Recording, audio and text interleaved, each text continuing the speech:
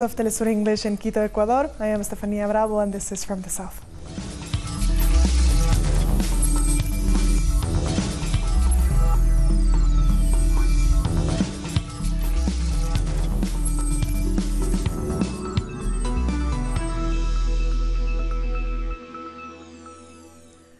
Communication Minister Jorge Rodriguez has said that much of the power which was lost in a sabotage against Venezuela's national electric company, Corpoelec, has been restored. Corpoelec reported sabotage at the hydroelectric generating plant in Guri. That sabotage is part of the electricity war against the state.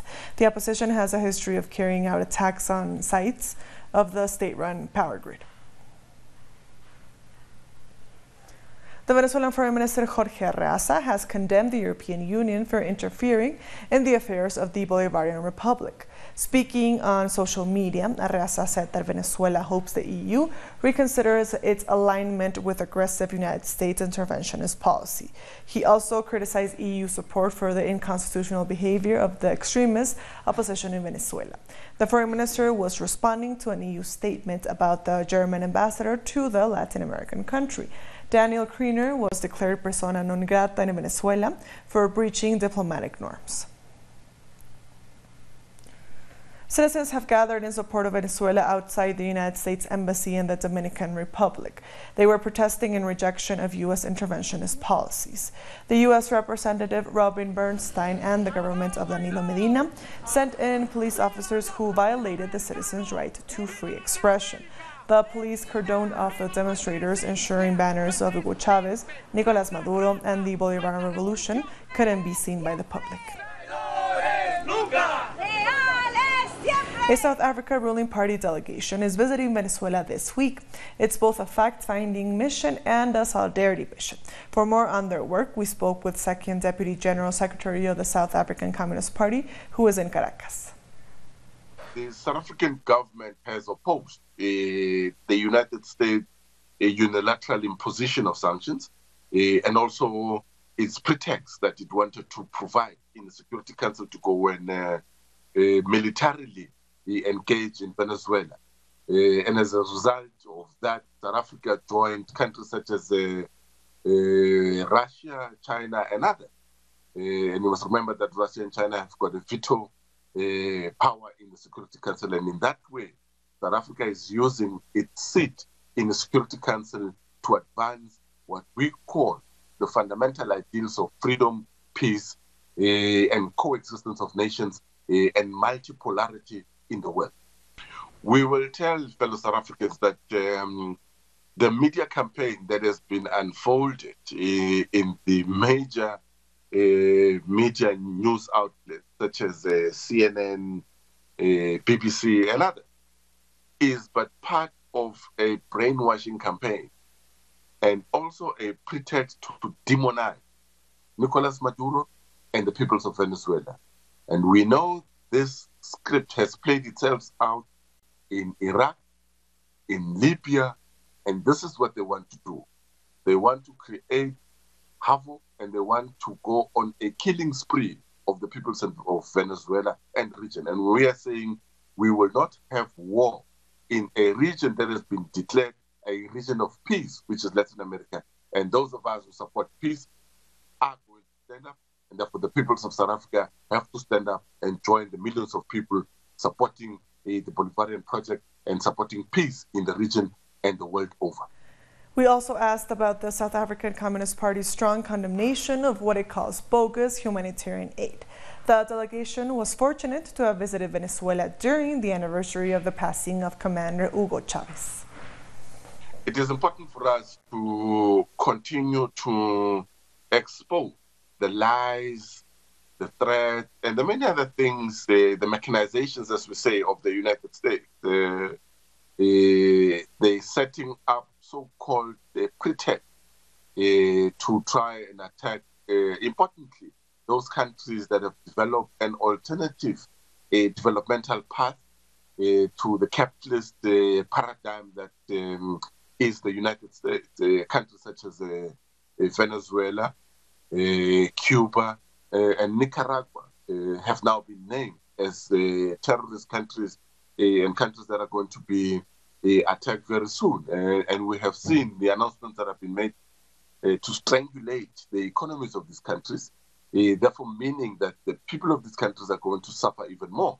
And therefore, those of us who support alternatives across the world, that the world is not uniform, but also support the sovereignty of nations, have to stand up and oppose in our million the U.S. mechanizations of trying to impose their ideas and their thoughts on the majority of the peoples in the world.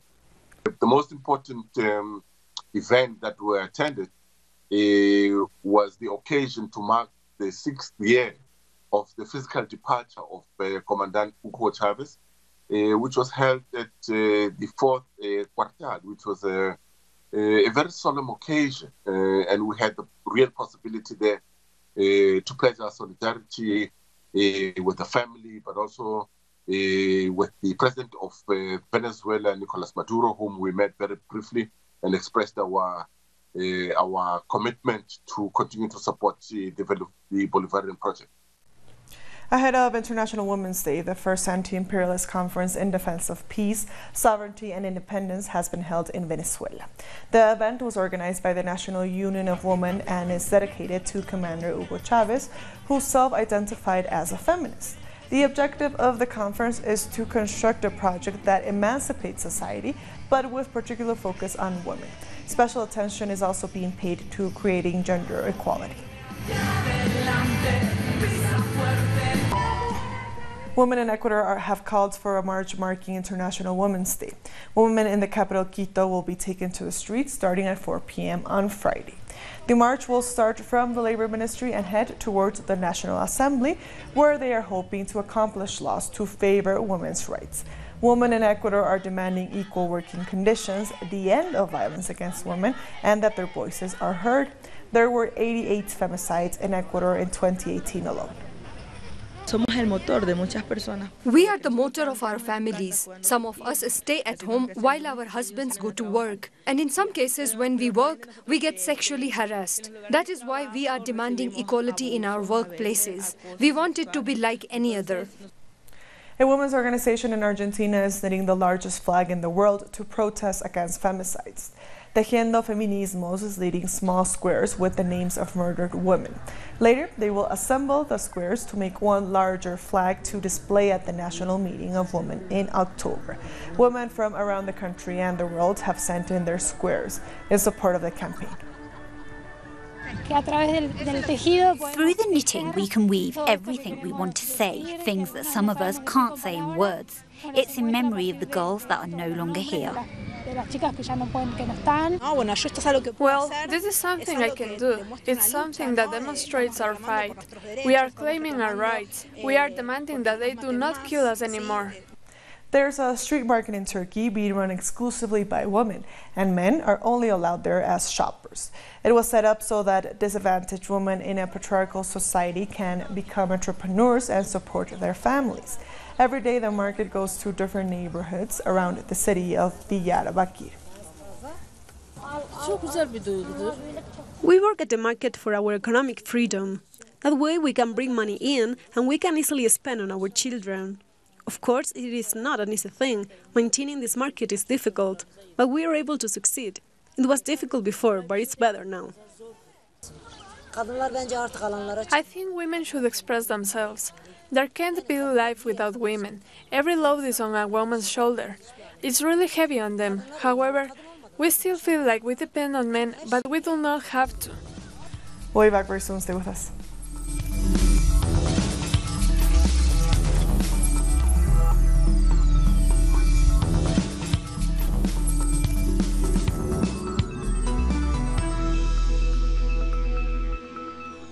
Welcome back. United States oil major ExxonMobil has increased its estimated recovery oil reserves in the Stabroek block of Guyana to greater than 5 billion barrels. The oil giant did so after 2 recent discoveries off the shore of Guyana, which brought the total finds to 12. ExxonMobil is set to begin oil production in Guyana by next year. Water and an additional 21 feet into the earth. Former President Cristina Fernandez will not be jailed despite a preventive detention order. The Argentine Supreme Court of Justice rejected an appeal from her legal team against preventive prison in the memorandum with Iran case. The sentence of preventive prison, which is not a final sentence in the case, will not take effect as Fernandez is now a senator in Argentina, given her parliamentary immunity. On social media, the former president said that the number of inquiries against her is something unprecedented in Argentina's judicial history. Argentine social movements organizing meal centers for the most vulnerable people in society have held demonstrations in Buenos Aires after the government stopped helping them provide food. Marching and holding meal centers at major landmarks like the Obelisk and all across the province of Buenos Aires. Social movements condemn the government's decision to suspend the provision of food. The organization Barrios de Pie wanted to show how more and more people are struggling to make ends meet in Argentina. They said they have not received any assistance for the government since December. The Venezuelan right-wing opposition is continuing its attempts at destabilizing the country by calling for workers to strike.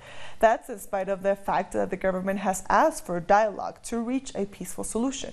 But the opposition refuses to come to the table. Let's find out more about their recent calls to action. Following opposition lawmaker Juan Guaido's return to Venezuela, he called for a national workers' strike, one that would rock the economy. Salaries are not enough because our money has no value. It's time to say enough and put an end to this oppressive regime. Labour unions rejected his call for a strike at a time when Venezuelans are trying to make ends meet.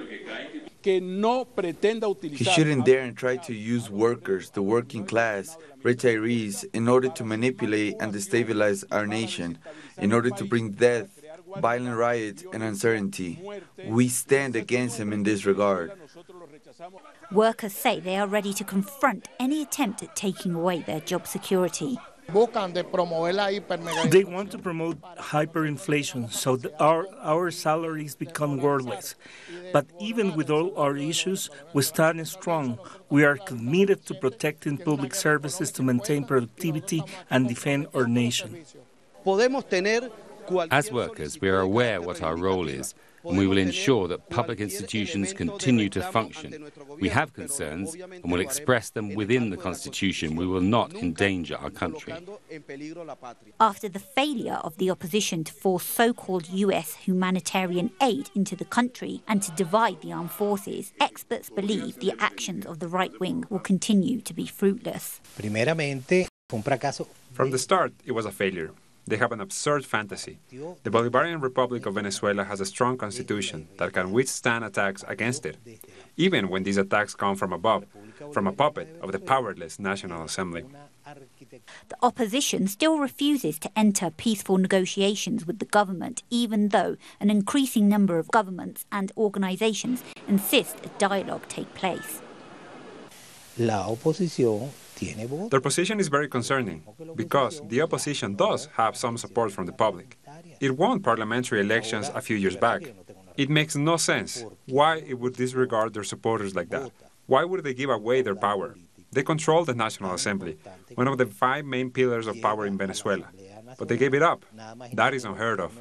The opposition and the government will go head-to-head on March the 9th as both sides plan mass demonstrations against each other. Over 1,200 families have been forcibly evicted by the police from the city of Luque in Paraguay. The families were living in settlements built on public land before the authorities forced them out and burned down their homes. Just over 40 men, women and children have reportedly been detained and 20 people were left injured. According to Paraguay's housing ministry, the country has a housing deficit of 1 million homes. Social organizations say Colombia is going through a humanitarian crisis with a war between paramilitary groups and drug traffickers, forcing people to flee. Hundreds of thousands have been displaced. Let's find out more. Zoraida is one of the 8 million victims of Colombia's internal conflict. She and her children have been forced to flee the region of Tibu. She's been living without any help from the government for 8 months.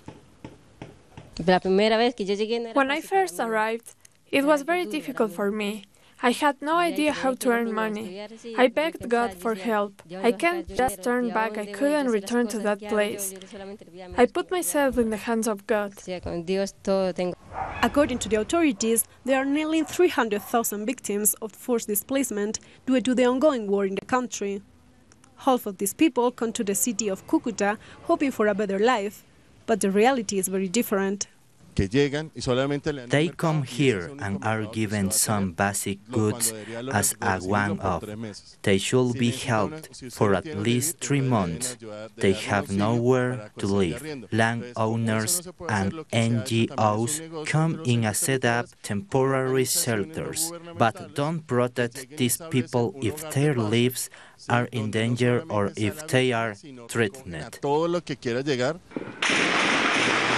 And there seems to be no end in sight. In just 2 months, just under 300 people fled the armed conflict between paramilitaries and former guerrillas. There's a big unemployment issue, and violence has not stopped at all.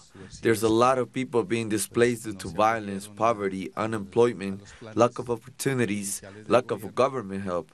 So people flee to the cities, but they go hungry, with no shelter. So they are forced to once again return to the war zones.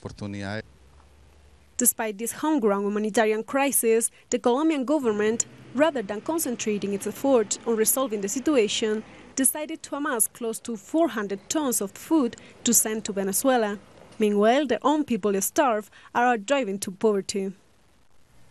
Now to Africa. 4 people have died and 9 are wounded in a car bomb explosion in central Mogadishu, Somalia. According to police, the car was parked near a restaurant at the time of the explosion. The Al-Shabaab group claimed responsibility. The U.S. president currently faces a number of legal battles which seem to threaten his stay in the White House. Public opinion polls and the support from his own party continue to fall. President Donald Trump is facing battles on a number of fronts, while Special Counsel Robert Mueller continues to investigate the president for obstruction of justice and possible collusion with the Russian government.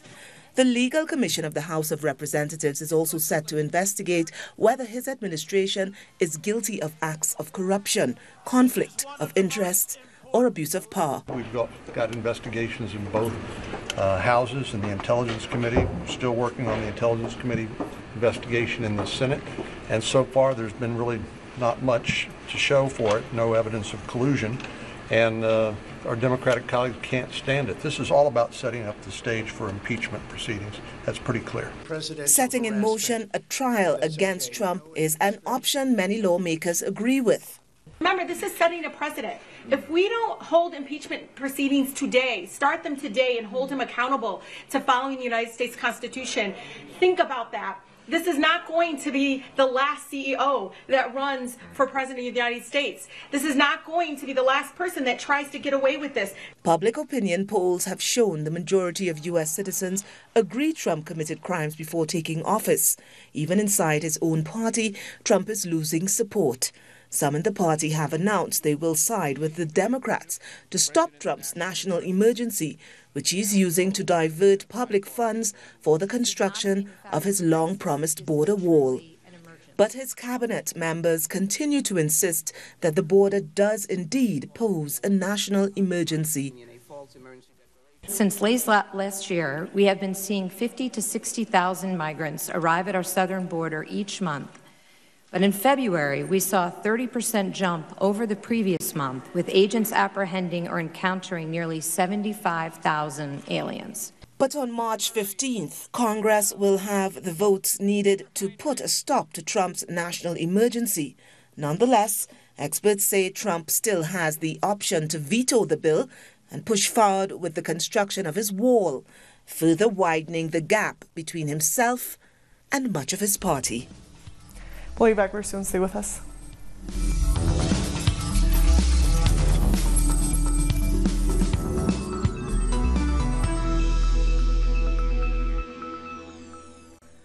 Welcome. As the United States government imposes new sanctions on Zimbabwe, the president of Botswana has condemned the move by the Trump administration. President Masisi called on regional countries to rally behind Zimbabwe by calling for the removal of the sanctions. Telesur spoke to journalist and political commentator Gibson Nyikatsino to get the details. The president of Botswana, Dr. Mokwetsi Masisi, this week he had a two-day state visit in which he had been invited by his Zimbabwean counterpart, President Emmerson Mnangagwa, to witness the inaugural Bi-National Commission ceremony. The two heads of state, they agreed that Zimbabwe and Botswana are going to guarantee a $500 million extension in which Botswana is pledged to extend to Zimbabwe. At the same meeting, the president of Botswana, he made a clarion call to the West to remove the illegal sanctions they have imposed against Zimbabwe unconditionally. There is no doubt that the sanctions on Zimbabwe are a major stumbling block with serious deleterious effect on the country's efforts towards full economic recovery. He said it is time the Southern African Development Community, the regional body, should be able to speak with one voice. At this instance, President Masisi has broken tradition, going against the tour and foreign policy line in which his predecessor, President Ian Khama Seretse Khama, used to do. President Khama usually attacked Zimbabwe and also the revolutionary government led by ZANU-PF. Back to you. 5 farmers were killed in Nigeria after their vehicle hit a landmine on Wednesday. A truck bringing farmers and their harvest of cucumbers from nearby irrigation fields exploded when it hit a mine outside the town of Adamari. 20 people were injured. The attack was blamed on the Islamic State West Africa Province militant group.